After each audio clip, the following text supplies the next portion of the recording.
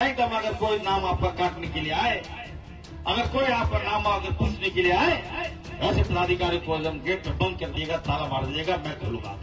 झारखंड की राजनीति एक बार फिर गर्मा गई है। वजह क्या है? स्वास्थ्य मंत्री इरफान अंसारी का एक वायरल वीडियो जिसने चुनाव आयोग की स्पेशल इंटेंसिव रिवीजन यानी कि SIR प्रक्रिया को लेकर बड़ा विवाद खड़ा कर दिया है। दरअसल सोशल मीडिया पर फैल रहे इस वीडियो में अंसारी जामताड़ा जिले में आयोजित सेवा के अधिकार सप्ताह के कार्यक्रम में मंच से बोलते दिखाई देते हैं।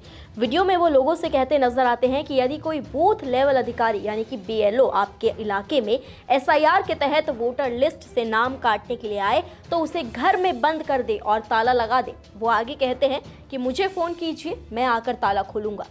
और अब बंगाल में SIR लागू कर रहा है और उसके बाद झारखंड में करेगा।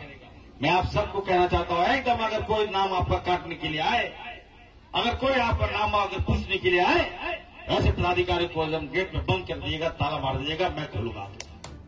इस बयान ने सियासी हलचल मचा दी है। बीजेपी ने इस बयान को लोकतांत्रिक प्रक्रियाओं पर हमला बताते हुए तीखी प्रतिक्रिया दी है। बीजेपी के राष्ट्रीय प्रवक्ता और राज्यसभा सांसद सुधांशु त्रिवेदी ने कहा है कि एक मंत्री खुले मंच से चुनाव आयोग के अधिकारी को बंधक बनाने की बात करता है तो ये लोकतंत्र को बंधक बनाने की कोशिश है। उन्होंने आरोप लगाया है कि इंडी गठबंधन जहां जहां सत्ता में आता है वहां संविधान की मूल भावना को दरकिनार कर देता है, सिर्फ इसीलिए ताकि संदिग्ध वोटों के सहारे सत्ता बरकरार रखी जा सके।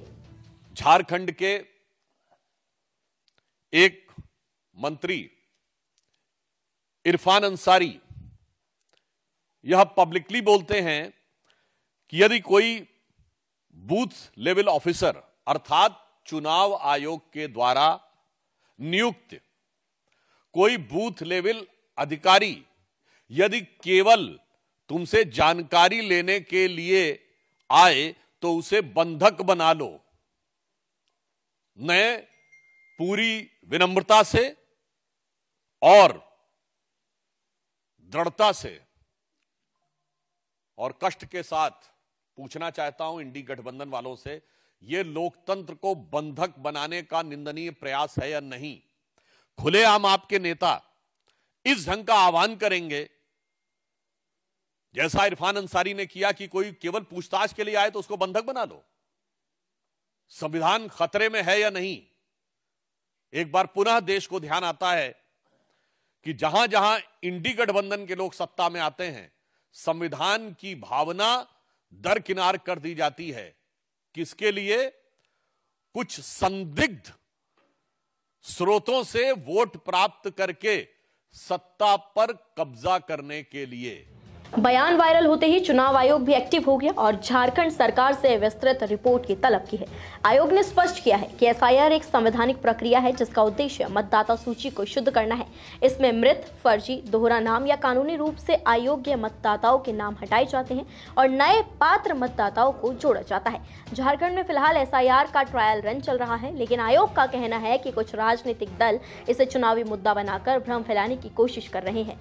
विवाद बढ़ने के बाद मंत्री इरफान अंसारी ने सफाई पेश की है। उन्होंने X पर पोस्ट कर कहा है, भारतीय जनता पार्टी वो जबरन SIR लागू करना चाह रही है। गुजरात में SIR लागू नहीं होगा, राजस्थान में SIR लागू नहीं करेगा। ये लोग SIR लागू वहां करेगा जहां भाजपा की सरकार नहीं है। आप देखिए बंगाल में आप जबरन करना चाहते हैं, वहां कोई ऐसा कोई दिक्कत नहीं है। जो SIR तो उन पे लागू होना चाहिए था जो लोग देश छोड़कर बाहर चले गए, जो गरीब का पैसा लूटकर बाहर चले गए, उसका नाम काटने की आवश्यकता है, उसको डिलीट करने की आवश्यकता है। विजय माल्या का नाम डिलीट करने की आवश्यकता है, नीरव चौकसी का नाम डिलीट करने की आवश्यकता है, ना कि जनता का। अगर मैं साफ साफ कहना चाहता हूं, अगर बंगाल में SIR लागू हो गया, आसाम में SIR लागू हो गया, आप समझ लीजिए वहां भी सरकार भाजपा की बनना तय है। कि मीडिया ने उनकी बात को गलत संदर्भ में पेश किया।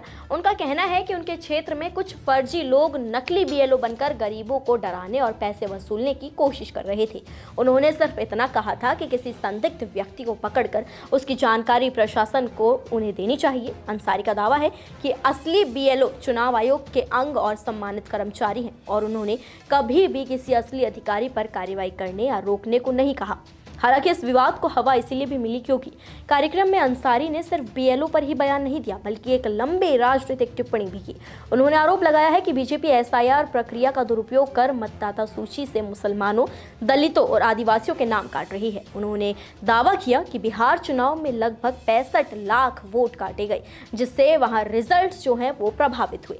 अंसारी ने यह भी कहा है कि अगर एसआईआर जबरन लागू किया गया तो चुनाव का बहिष्कार भी करना पड़ सकता है। उन्होंने बंगाल और असम में एसआईआर के जबरन लागू होने का आरोप लगाते हुए कहा है कि यह बीजेपी का सबसे बड़ा चुनावी हथियार है। भारतीय जनता पार्टी एसआईआर उनका सबसे बड़ा हथियार है। उस हथियार को यूज कर लिया बिहार में। बिहार में भाजपा नहीं जीती है, एसआईआर जीता है। भारतीय जनता पार्टी का तिगड़मबाजी साथी दिमाग जीता है। वहां मैं जहां था, कटिहार में था, मैं 4 विधानसभा तो क्लीन स्वीप था।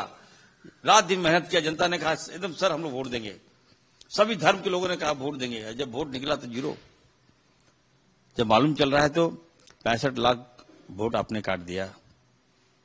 किसका काटा? मुसलमानों का काट दिया, आदिवासियों का काट दिया, दलित का काट दिया और 22 लाख वोट ऐड किया आपने। किसका? बीजेपी का। उन्होंने आगे कहा है कि कांग्रेस की दिल्ली में होने वाली विचार रैली में एसआईआर के खिलाफ 5 करोड़ लोगों के हस्ताक्षर राष्ट्रपति को सौंपे जाएंगे। साथ ही उन्होंने आरएसएस और एनसीईआरटी पर भी निशाना साधा और आरोप लगाया है कि इतिहास की किताबों से अकबर महान और टीपू सुल्तान जैसे शब्द हटाए जा रहे हैं ताकि नई पीढ़ी को गुमराह किया जा सके। और बंगाल में किसी भी कीमत पर हम लोग एसआईआर लागू नहीं कर देंगे। 14 तारीख को कांग्रेस पार्टी के विशाल रैली दिल्ली में हो रहा है। राहुल जी ने आहूत किया है दिसंबर को। एक लोगों से अपील करेंगे। 5 करोड़ लोगों ने एसआईआर के खिलाफ लिखा है। वो आवेदन को हम लोग राष्ट्रपति महोदया को हम लोग सबमिट करेंगे और मांग करेंगे कि एसआईआर मत लागू कीजिए। पूरा मामला अब राजनीतिक आरोप प्रत्यारोप के बीच फंस चुका है। एक और बीजेपी से लोकतंत्र पर हमला बता रही है तो वहीं दूसरी ओर अंसारी दावा कर रहे हैं कि उनके बयान को गलत अर्थ दिया गया। चुनाव आयोग की रिपोर्ट आने तक ये विवाद और गर्माता दिख रहा है। फिलहाल इस पर आपकी क्या राय है? कमेंट सेक्शंस में हमें जरूर बताएं। नमस्कार, मैं हूं मानक गुप्ता। अगर आपको हमारा ये वीडियो पसंद आया हो तो इसे लाइक और शेयर जरूर करें और हाँ, हमें सब्सक्राइब और फॉलो करना ना भूलें ताकि आप देश और दुनिया की कोई खबर मिस ना करें। तो जुड़े रहिए हमारे साथ और देखते रहिए News 24।